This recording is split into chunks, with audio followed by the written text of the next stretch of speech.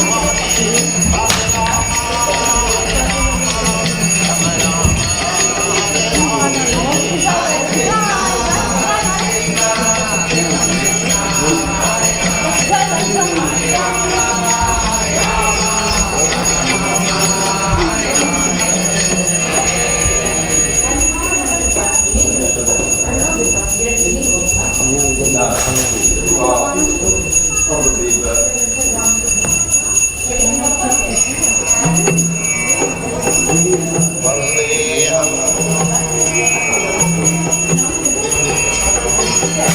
Shri Guru Shri Yuta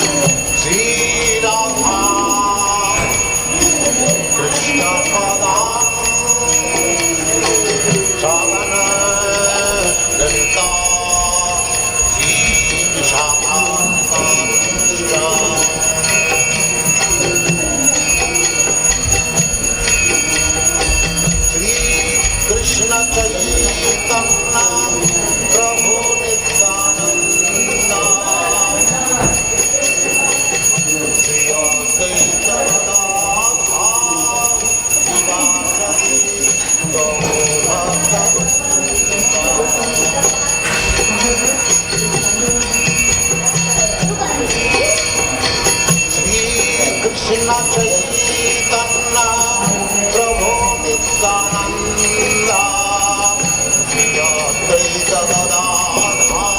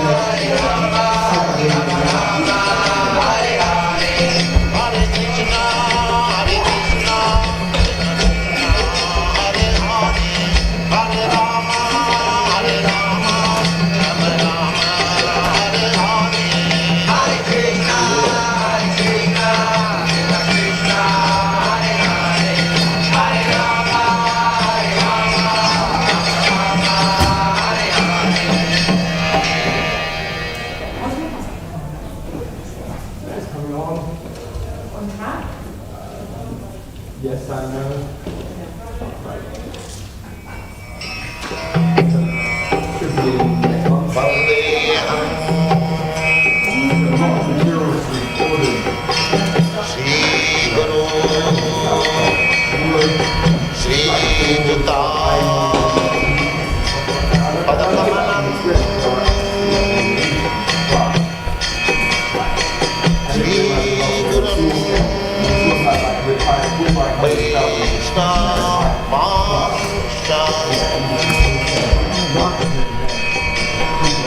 No, it's there. Sri Rupam Sure, you holding it back like that. Chandrajatam Charana Ratnabhantam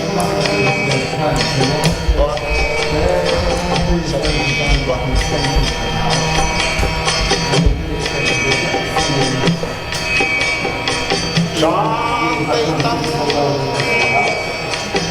Samudhutam Harijana Shahitam Krishna Chaitanya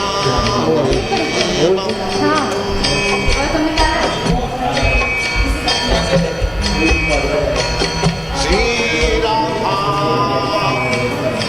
Krishna Padan Savananta Sri Vishabhanatan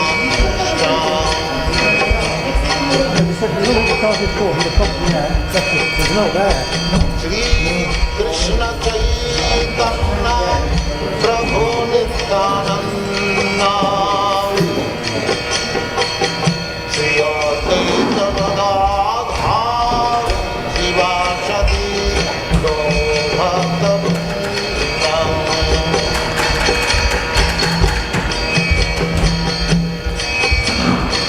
Sri Krishna Chaitanya Prabhu Nityananda Sri Advaita Gadadhar Sivasati Gaurabhakta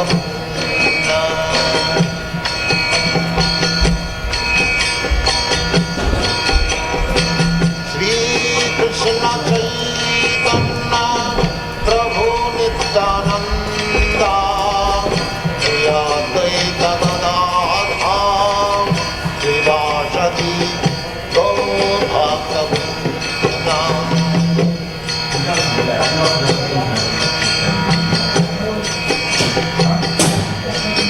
Hare Krishna, Hare Krishna, Krishna Krishna, Hare Hare, Hare Rama, Hare Rama, Rama Rama, Hare Hare, Hare Krishna, Hare Krishna, Krishna Krishna, Hare Hare, Hare Rama, Hare Rama, Rama Rama, Hare Hare.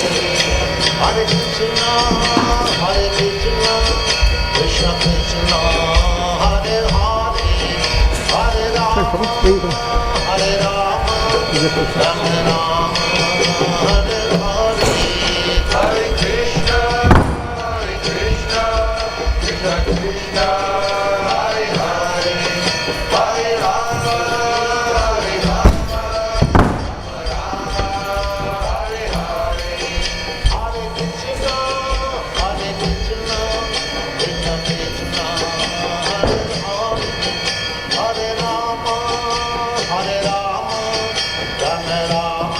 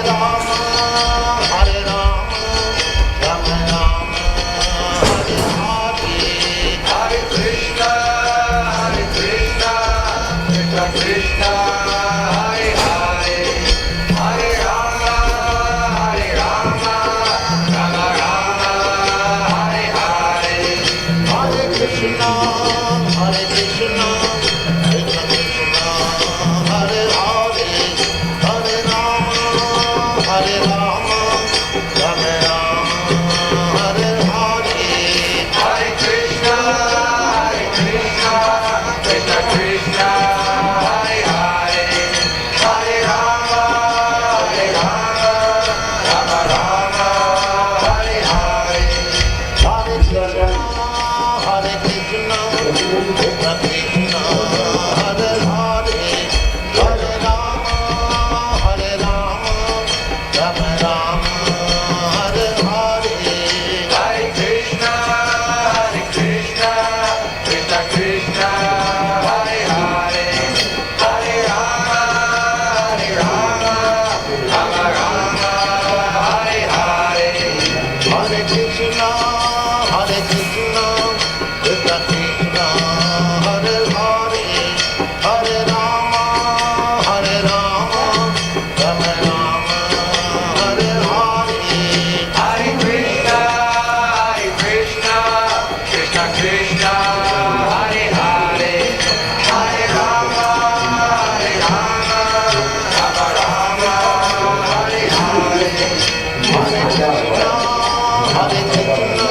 Krishna Krishna, Hare Hare, Hare Rama, Rama Rama, Hare Hare. Hare Krishna, Krishna Krishna, Hare Hare, Hare Rama, Rama Rama, Hare Hare. Hare Krishna, Krishna Krishna, Hare Hare, Hare Rama, Rama Rama, Hare Hare. Hare Krishna, Krishna Krishna, Hare Hare, Hare Rama, Rama Rama, Hare Hare.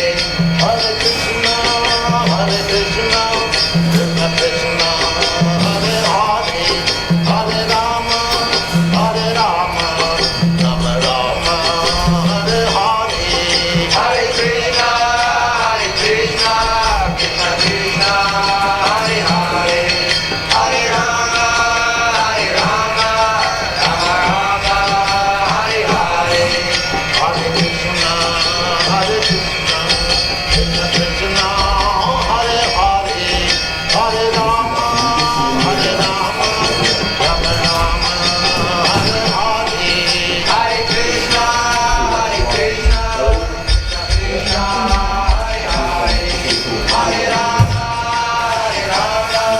Rama Rama, Hare Hare.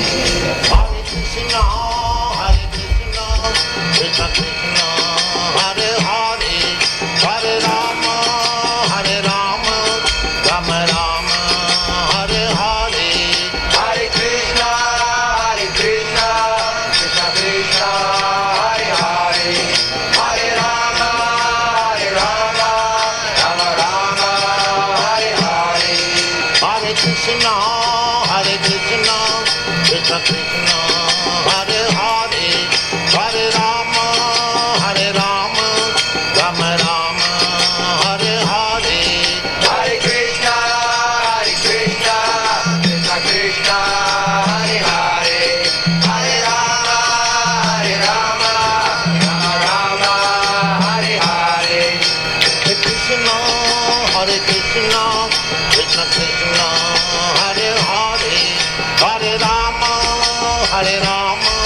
Rama Rama, Hare Hare. Hare Krishna, Krishna Krishna, Hare Hare, Hare Rama, Rama Rama, Hare Hare. Hare Krishna, Krishna Krishna, Hare Hare, Hare Rama, Rama Rama, Hare Hare. Hare Krishna,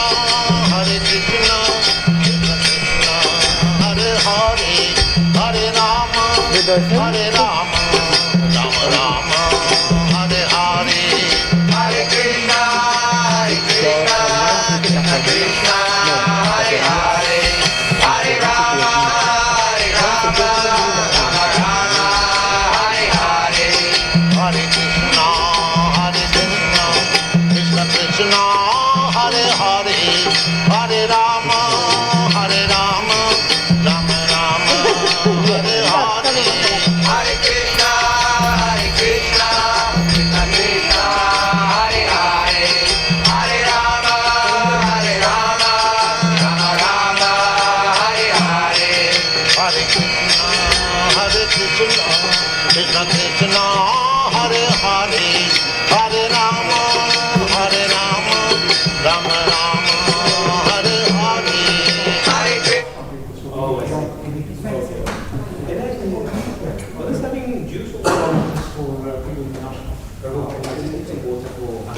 Let's see what we can get.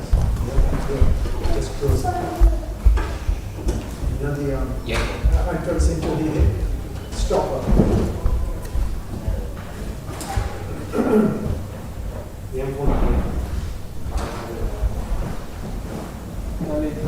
I'll get some. I've asked the problem. What do you want? I asked the problem. 1 second. He's coming.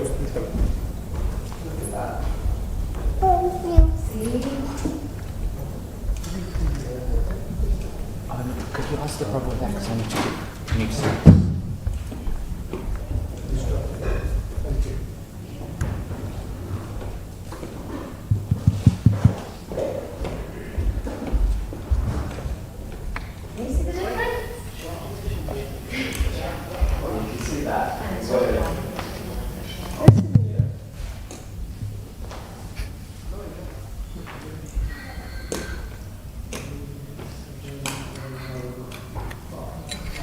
Do you want to play the guitars? Do you want to play the guitars?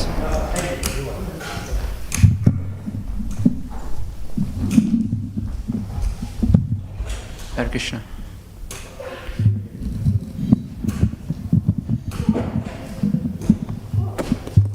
Hare Krishna. Okay. Prabhu, get me up here. Okay, come on. No, quickly. Jaya Radha Madhava Kunja Bihari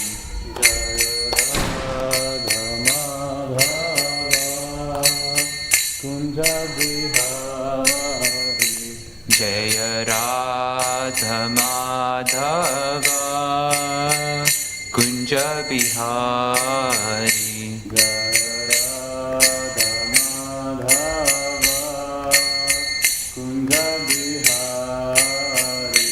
Jaya Gopi Jana Vallabha Girivaradhari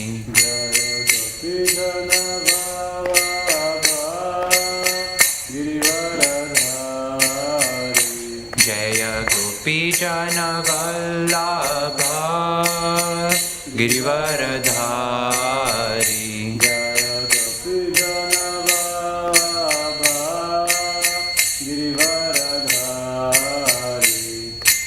Yashodanandana Vraja Jana Ranjana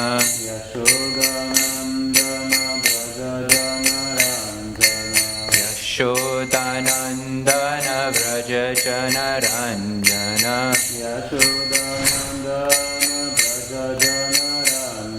Manapira Vanachari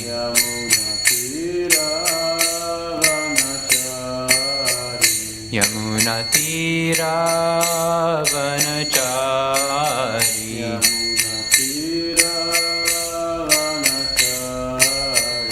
Jaya Radha Madhava Kunja Bihari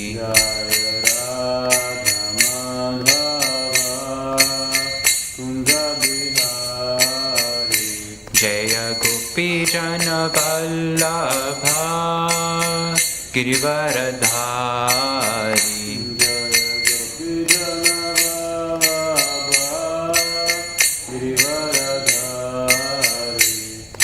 Yashodanandana Vraja Jana Ranjana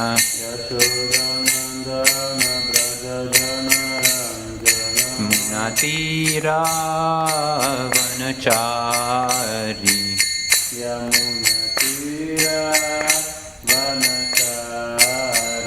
Munatira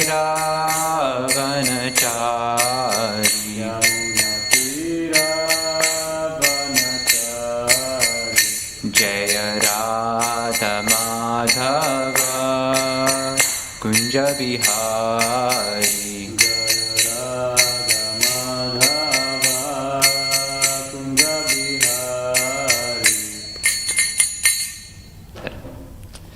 Hare Krishna.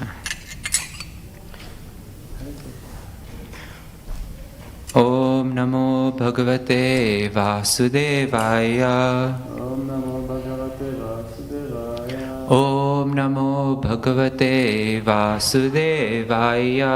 Om Namo Bhagavate Vasudevaya. Om Namo Bhagavate Vasudevaya.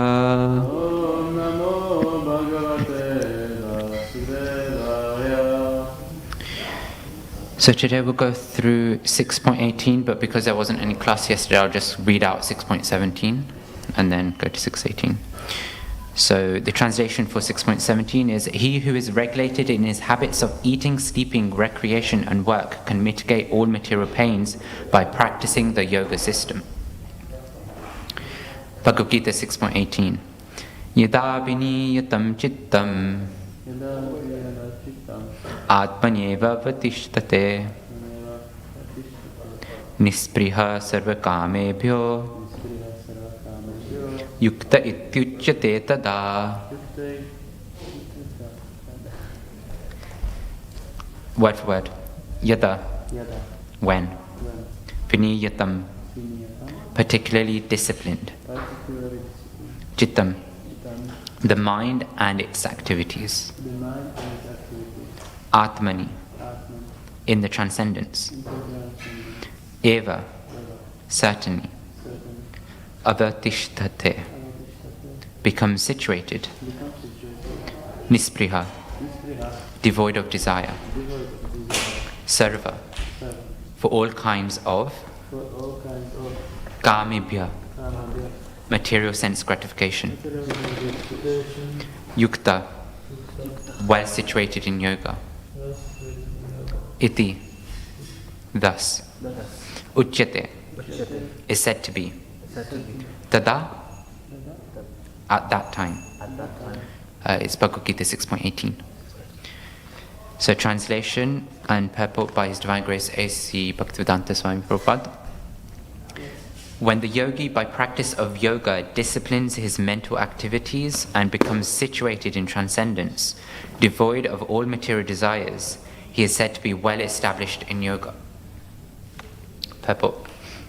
The activities of the yogi are distinguished from those of an ordinary person by his character, cessation from all kinds of material desires, of which sex is the chief. A perfect yogi is so well disciplined in the activities of the mind that it can no longer be disturbed by any kind of material desire. This perfectional state can automatically be attained by persons in Krishna consciousness, as stated in the Srimad Bhagavatam 9.14.18 to 20. Sarve mana Krishna padara vindayor vachamsi vaikunta gunanu varnane karo harir mandira marjanadishu shrutim chakara chuta satkatodaye bukanda lingalaya darshane trisho tadbritya gatra sparshenka sangamam grihnam chatatpada saroja sorabhe Srimad Tulasya Rasanam Tat Arpite Padau Hare Kshetra Padanu Sarpanae Shiro Rishikesha Padabi Vandane Kamam Chadasye Natu Kama Kamyaya Yathotama Shloka Jana Shrayarati. King Ambarish first of all engaged his mind on the lotus feet of Lord Krishna. Then, one after another, he engaged his words in describing the transcendental qualities of the Lord, his hands in mopping the temple of the Lord, his ears in hearing of the activities of the Lord, his eyes in seeing the transcendental form of the Lord, his body in touching the bodies of the devotees, his sense of smell in smelling the scents of the lotus flowers offered to the Lord, his tongue in tasting the tulsi leaf offered at the lotus feet of the Lord, his legs in going to places of pilgrimage and the temple of the Lord, his head in offering obeisances unto the Lord, and his desires in executing the mission of the Lord. All these transcendental activities are quite befitting a pure devotee. This transcendental stage may be inexpressible subjectively by the followers of the impersonalist path, but it becomes very easy and practical for a person in Krishna consciousness, as is apparent in the above description of the engagements of Maharaj Ambarish. Unless the mind is fixed on the lotus feet of the Lord by constant remembrance, such transcendental engagements are not practical. In the devotional service of the Lord, therefore, these prescribed activities are called archana, or engaging all the senses in the service of the Lord. The senses and the mind require engagements. Simple abnegation is not practical. Therefore, for people in general, especially those who are not in the renounced order of life, transcendental engagement of the senses and the mind as described above is a perfect process for transcendental achievement, which is called yukta in the Bhagavad Gita.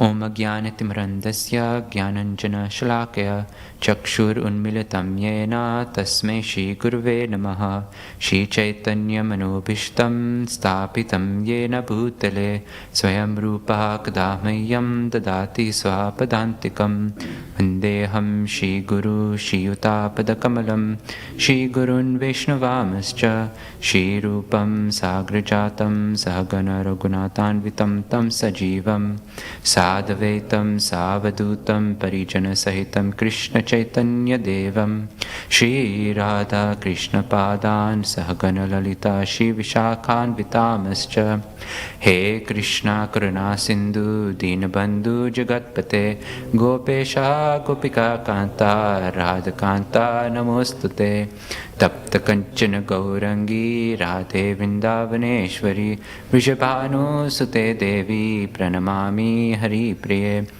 Vancha kalpatarubhyascha kripa sindhyubheva cha patitanam pavanebhyo vaishnavebhyo namo namaha namo vishnupadaya krishna prishtaya bhutale shrimate bhaktivedanta swami nityanamine namaste saraswati deve gauravani pracharine nirvishesha shunyavadi paschatya deshatarine jaya shri krishna chaitanya prabhu nityananda shri advaita gadadhara shivasadi gaura bhakta vrinda hare krishna krishna krishna hare hare hare rama rama rama hare hare. Shurupad ki jai. Thank you for joining class today. I shall seek both of your blessings and also everybody online, which, okay, I think the position changed, but that's okay. To be able to actually speak something that is meaningful and that resonates with everyone on their journey in Krishna consciousness. And even if you're not in Krishna consciousness yet, then, maybe something of value to help you understand the benefits of Bhakti Yoga. So, I guess another big thing for me personally, just please bless me that I can understand and reflect the fact that this is not me speaking, this is Vyasadeva using me as an instrument to speak. So something that Prabhu had shared previously. Okay, so what I'm going to do is I will go through the translation again and start unpicking it. So 6.18, when the yogi by practice of yoga disciplines his mental activities and becomes situated in transcendence, devoid of all material desires, he is said to be well established in yoga. So right off the back, Krishna in this verse is describing how there is some form of a hierarchy in yoga, some form of an end goal that people want to reach to. Right, because there's progression, there's a growth. As he said already, it's a practice of yoga, so it's not that you already know it or you don't know it, right? So you practice it, so there's growth already implied in that aspect of practice. And then the fact that he at the end is mentioned well established in yoga, that implies in some way, that there is some sort of end goal, because you won't be well situated if you don't have a goal in mind. You won't just commit to something and then that's it, You'll actually want to get somewhere in that sort of progression. So right off the back, Krishna has kind of given us, in the middle of chapter 6, that there is some sort of progression in yoga. And the natural question then is, what is the goal of yoga? What is the topmost yoga? In Bhagavad Gita 6.47, Krishna describes, the topmost yogi to be in Bhakti Yogi. So, yoginam api sarvesham madgatena antaratmanaha shaddavam bhajate yomam sama yuktatamo mataha. The topmost yogi, paraphrasing, is one who is always thinking of Krishna, who is... I'm going to have to check that now. So the actual translation is, and of all yogis, the one who with great faith always abides in me, thinks of me within himself, and renders transcendental loving service to me. He is the most intimately united with me in yoga, and is the highest of all. That is my opinion. So right there, at the end of chapter 6, the build-up to that verse is taking place. He's going through that process of, one yoga to the next yoga to the next yoga. And in 6.47, he's established that the topmost is Bhakti Yoga, because Bhakti Yoga, by definition, is always remembering Krishna, is always acting, pursuing remembrance of Krishna, serving Krishna in that loving sort of relationship. In this verse of 6.18, Krishna is always also talking about the whole aspect of disciplining his mental activities. So if we look at Bhagavad Gita 3.42 and 3.43, we can actually see another sort of progression. It's the aspect of the horses, and let me just show the picture for you. It's this whole aspect of seeing the 5 horses as the senses, the reins as the mind, the charioteer as the intelligence, then the passenger as the soul, and then the chariot itself is the body. So if I read the translation for 3.42, the working senses are superior to dull matter, mind is higher than the senses, intelligence is still higher than the mind, and he, the soul, is even higher than the intelligence. So from that, we can kind of see that the whole aspect of disciplining the mind is not just a simple aspect of, we think about the mind, how do we control it? We have to think about the whole hierarchy. So why do we actually want to control the mind when we're practicing yoga?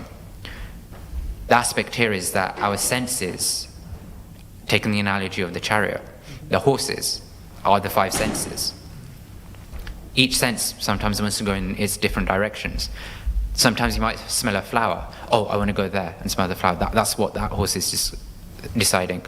But one horse being the sense of taste. Oh, there's a cake over there, or pizzas, whatever you desire. That horse is trying to go in that direction. So we can see that each of our senses are trying to go in different directions. But what holds them in place, what keeps them directed, is the mind, are the reins, right? If the reins are there in place, then they can take control of the senses. But I'm sure we've all experienced this. The mind itself is very chanchal as well. Chanchal meaning very flickering and very unsteady. So if the mind is unsteady, then sure, your senses, you might have controlled the senses, but your mind is thinking, I want to go and enjoy in that direction. Okay, then you direct all the senses there. But then the next moment you're already thinking, you know what, I don't really like this anymore. I want to go and enjoy with that person over there. Or go and skydive and then go kart racing or bungee jumping or whatever happens to be. We're very unsteady when it comes to the mind. So how do you control the mind then? That's where the intelligence comes in to give us that understanding of how to discriminate. So with intelligence, we can say, I've studied this, I've read this, and mind, hold on a second, I know you want to go and do skydiving, I know you want to do all these different things, but actually, what's better for me is to do this. Right, so that's where the mind comes in and the whole aspect of discrimination. But then the question rises, what knowledge do we attain that is actually beneficial for us? And that's where the aspect of the soul comes in, whereby by nature, the soul wants to go back to its original constitutional position. You can describe it as the whole aspect of water, ice, where, sure, water can change into ice, but the constitutional position of that ice, that water, is to always be water, be very liquidy. Even if you keep it as ice, you leave it out, it will naturally go into water, it will naturally melt, because the natural position in this material world is for it to be liquidy. So with that in mind, then you have to think about, okay, what is actually beneficial to the soul, right? How should the soul be directing the intelligence to understand how to discriminate? And the whole aspect here is that to understand what we need to discriminate, we need to understand how we can come to that intelligence of discrimination. And that we need to see from an understanding of somebody who actually knows what they're talking about, right? So if I go to 3.43, Bhagavad Gita 3.43, and read the translation. Thus, knowing oneself to be transcendental to the material senses, mind and intelligence, O mighty armed Arjuna, one should steady the mind by deliberate spiritual intelligence, Krishna consciousness, and thus by spiritual strength conquer this insatiable enemy known as lust. So from this verse, we can actually understand that, okay, and we can even contemplate over this. Our senses want to go in different directions because they have certain lustful desires. And when we talk about lust, it's not just talking about sexual agitation, it's talking about any sort of material sort of desires. So the sense of smells or sense of flower, it wants to go in that direction. Taste, pizzas, cakes, gulab jamuns, ISKCON bullets, it wants to go there. So all these different senses have different directions that one go in. But then even the mind has different desires. Oh yeah, taking very raw sort of examples, you see somebody, you want to get to know them, you want to invest time in them because you want to develop a relationship with them. Or sometimes you might just enjoy the activities of skydiving and stuff. You want thrills in life. Maybe you want to go to the clubs, pubs, etc., etc. So the mind is very fickle. And so, as based on 3.43, to control that, we need to have deliberate spiritual intelligence. What is spiritual intelligence? Spiritual intelligence can only really come from from knowledge that comes from the spiritual world as well. And something like the Bhagavad Gita, which is considered to be actually a manual of life for us. It's not based on specific religions. It's not based on caste, creed, or anything like that. In fact, if you read it, even just the translations, you can see that it's just going through a life of somebody who's having dilemmas, who's reaching out to somebody who is beyond these dilemmas for answers on understanding how he should act. So with that in mind, what we really need to think about here is how we can overcome those material desires as well, because if we go back to verse 6.18, which is the class for today, Krishna is also talking about how become situated in transcendence, devoid of all material desires. So the whole aspect here is that we need to try and elevate our consciousness, elevate our intelligence to that spiritual platform so that we can overcome the material desires. And in that way, our mind can be controlled by the determination of intelligence. Right? So when we think about devoid of all material desires, one verse actually comes to mind straight away, which is that Anyabhilashita shunyam jnana karmadhyanavritam anukulyena krishnanu shilanam bhaktiruttama. So this is from the Bhakti Rasamrita Sindhu, and also say in C.C. Madhya 19.167. When first-class devotional service develops, one must be devoid of all material desires, knowledge obtained by monastic philosophy and fruit of action. The devotee must constantly serve Krishna favorably as Krishna desires. So the question here is, how do we develop that devoid of material desires aspect? And very clearly in this verse from Bhakti Rasamrita Sindhu, even though it's specifically calling out first-class devotional service, it kind of gives us that hint on how we can develop that devoidness of material desires, or how we can overcome those material desires. And the aspect here is that simply by following the process of Krishna consciousness sincerely, we can actually come to a point whereby one day, in this lifetime, next lifetime, depending on how sincere we are, we can come to a stage of becoming first-class devotees as well, and have that first-class devotional service. And then naturally, we will be devoid of material desires, knowledge obtained by monistic philosophy and fruit of actions. But the only thing we have to do is serve Krishna constantly and favorably the way Krishna wants us to.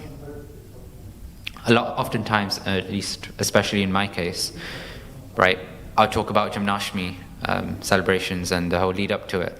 Service-wise, I love driving. I don't know, Shivam probably does too. And since we're on the fields, we get to drive the truck a lot. But how much of that am I actually being conscious of Krishna, in the sense that Krishna wants me to drive, therefore I'm driving for service, versus I'm enjoying this driving, therefore I'm trying to put myself in situations and positions that I can be the driver in those positions. But naturally over time, as we mature more, as we actually go deeper in our Krishna consciousness, as we go deeper in our desire to develop that relationship with Krishna, with the devotees, with the service, as we mature in general as human beings, and in general, we'll start seeing, okay, you know, I have that desire, but it's, you know, what's so special about driving, you know? What's so special about certain desires that we have? And if we think about it in hindsight, then all these desires that we have are very temporary. Take the topmost, which is explained in the 6.18 purport as well by Srila Prabhupada. Sex is the chief. Sex is the chief desire. Now, if we think about it, then it's what, 5 minutes, 10 minutes, 15 minutes, 20 minutes, half an hour worth of pleasure. But then what? Then you have a whole period of suffering anyway. You have to, you know, go through the whole aspect of raising a child. Okay, you might not see it as suffering, but there's so much involvement there that it's actually more effort than it is enjoyment. And I'm sure Achyuta Guru Prabhu could comment on that. But yeah, so there's that aspect. Or even if you look at the driving aspect, you know, it does take a toll on you to drive for a fair amount of time. Like, you know, 5-10 minutes is fine, but then as you keep doing it, as you keep engaging in that desire, you start realizing that actually, you know what, your legs are hurting, your knees are hurting. If I give an example, my dad, he used to drive minicabs, he used to drive lorries and trucks, but he'd always complain about his knee problems because he'd always have to put that foot pedal down. So all these things in the material world that we think are enjoyment, right, the material desires, actually lead to suffering in some way, shape or form in the end anyway.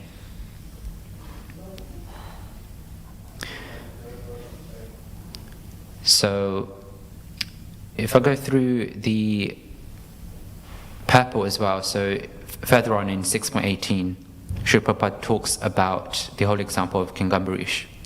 And the whole aspect here is how King Ambarish, in his time and age, he was able to purify all his senses so that all these material desires that he had, he could still utilize all his material desires or his material, what he's gotten from material nature in terms of his body, in terms of his mind, etc., but in a way that he's purified them to serve the Lord, right?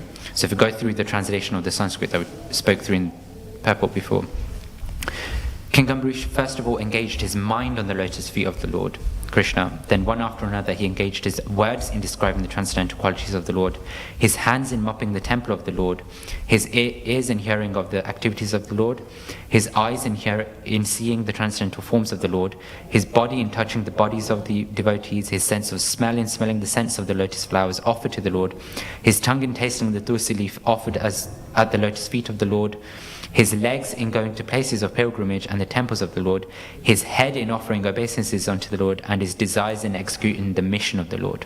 All these transcendental activities are quite befitting a pure devotee. So that's quite compact, and just from counting we can see that 11 items are mentioned there. All the senses are mentioned there, the mind is mentioned there, the aspect of desire is also mentioned in this translation. So what I'll do right now is just go through each of those items and see how Srila Prabhupada has actually given us the foundations to practice each of those, engaging each of those items into devotional service, into Krishna consciousness. So the first one, the mind, engaged his mind on the lotus feet of Lord Krishna.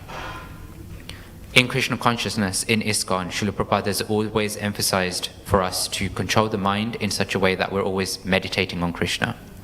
The whole aspect of chanting is not the end means itself. It's the aspect of we develop that relationship with Krishna, with the holy name, such that we can always constantly remember Krishna, his pastimes, his form, his qualities, the holy names itself.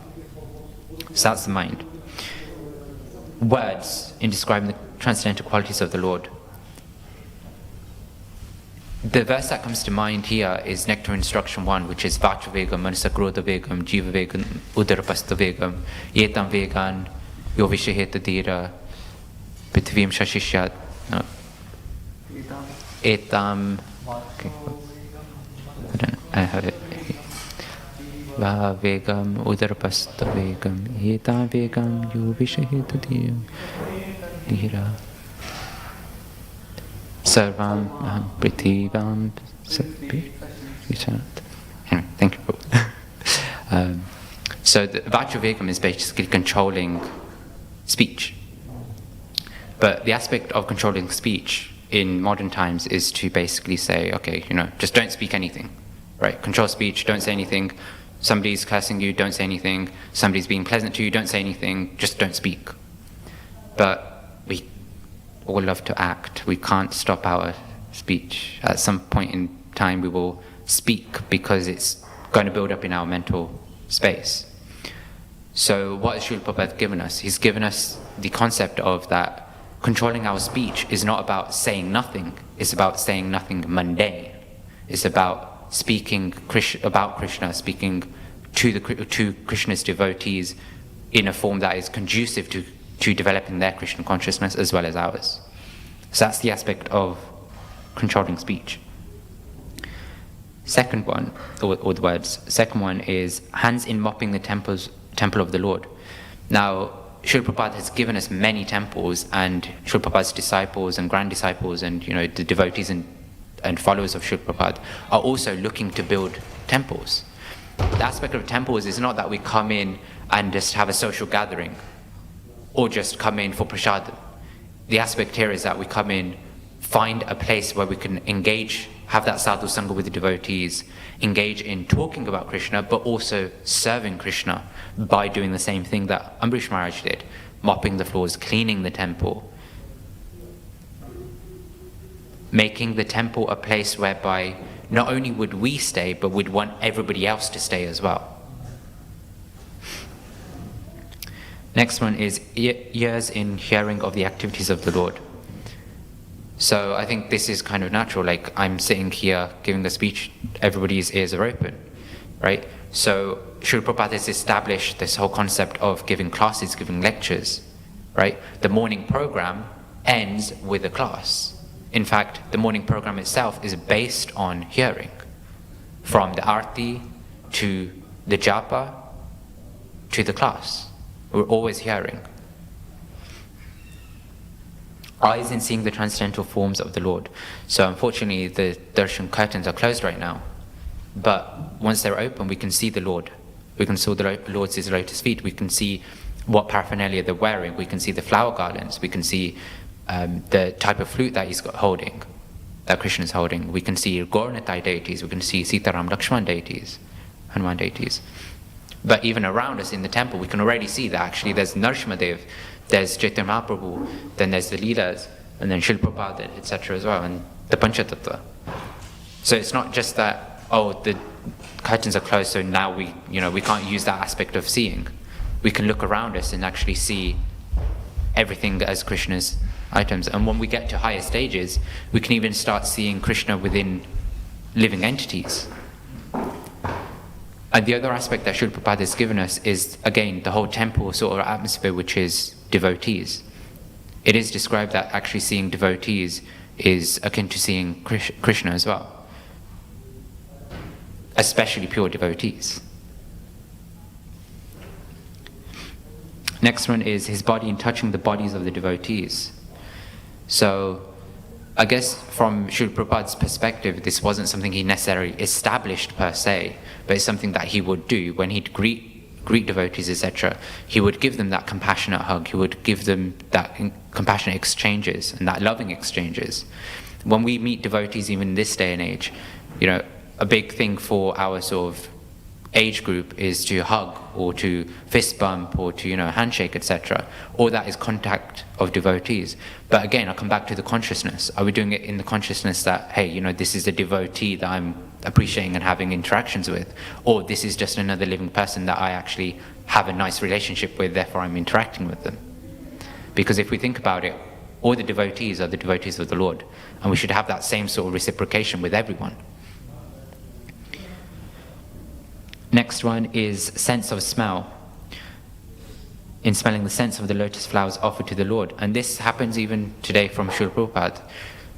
We get the flowers, we see flowers, we offer them to the Lord's lotus feet, and then in the morning program, in the evening program, we get to smell the flowers. Now again, consciousness comes into play. Are we smelling the flowers? These are nice flowers. I don't like this one, but this one over here, this yellow one is really nice. Let me just smell it a bit more, Or are we seeing it as, hang on, these flowers were offered to the lotus feet of Krishna, and that's why they are even more nourishing in terms of the smell. The scent is much more potent. But the reality is that most of us probably aren't able to smell a difference between the flowers that have just been picked versus the flowers that have been offered to the lotus feet.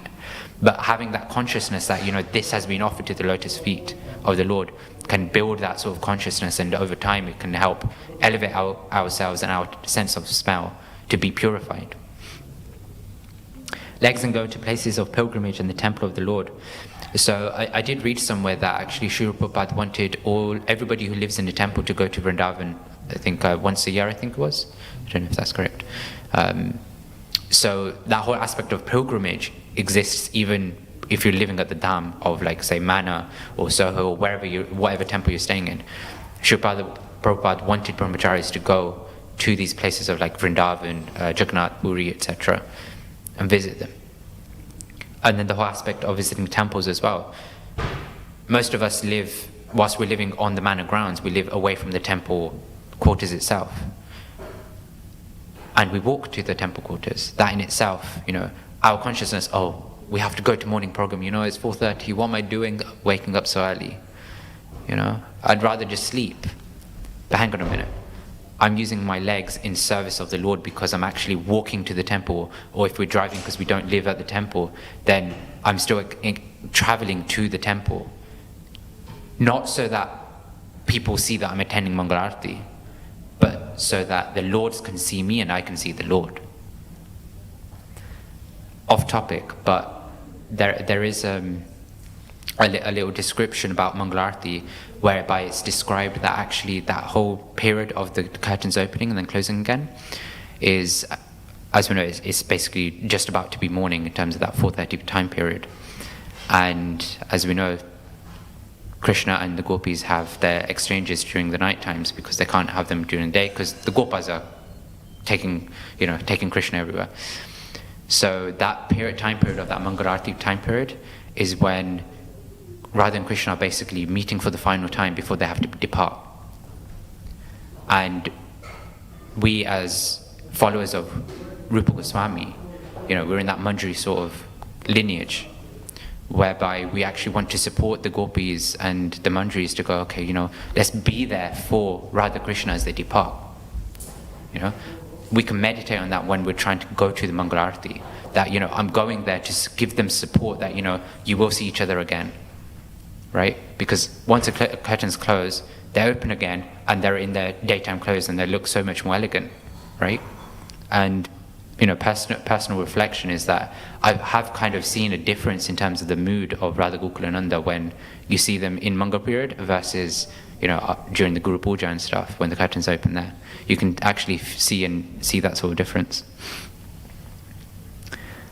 Next one is head in offering obeisance unto the Lord. So there is a pastime with Srila Prabhupada where one of his disciples was like, I don't feel like offering obeisances, like I don't really feel anything.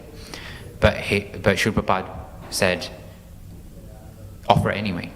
Why? Because over time, when you offer it, then you start getting that feeling of, okay, yes, I understand why I'm offering my obeisances. So again, Srila Prabhupada has established the importance of offering obeisances by offering obeisances, even if you don't feel like offering obeisances. And there's multiple elements to this. When you see somebody respectful, you always offer your obeisances to that person. Usually in this day and age, we just offer it in mind or something like that. But the reality is that when we're offering obeisances, we're actually saying that you're senior to me and I'm completely giving myself to you. I'm surrendering to you and you can kind of give me whatever services that follow.